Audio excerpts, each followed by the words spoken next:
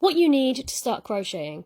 I know when I decided I wanted to learn to crochet, it was a little bit daunting trying to figure out what the best yarn was for a beginner, what hook would go with that yarn, and any other accessories I might need. So I'm just doing this video to show you what I would recommend as your kind of crochet beginner's kit. So firstly, you're going to want some yarn. I'd recommend acrylic yarn in either DK or Aran weight. And acrylic is great because it's nice and cheap, it's easily available online and even in some of your local shops, and it's available in a massive range of colours. I would recommend not going for a colour that is too dark because it can be difficult to see the stitches as a beginner. These are a couple of the brands that are available. So then you want to think about your hook. And for the hook size, if you look on your yarn label, there will be a recommended hook size. So for DK, that is usually 4mm.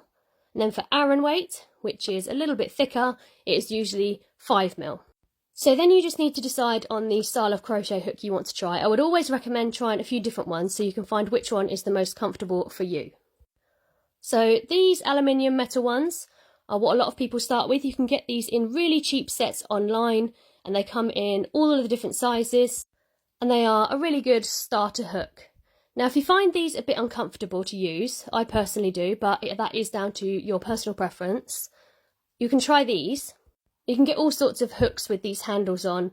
They are a tiny bit more expensive, but still only kind of a few pound for one. This is my own very first crochet hook, so yeah, you can try those. And then when you grow your collection, of course, you will find all sorts of pretty hooks that you can get. This is my most asked about one, really comfortable to use, probably my most used hook. But yeah, stick to the other two to start with, and then grow your collection later. So once you've got your yarn and your hook, you can essentially start crocheting, but you're obviously going to need a few other bits at some point. So scissors. Just a nice sharp pair of small scissors will do the job. Give it a nice clean cut. Really doesn't matter on the design as long as it does the job. And then another thing that can be really helpful as a beginner is stitch markers.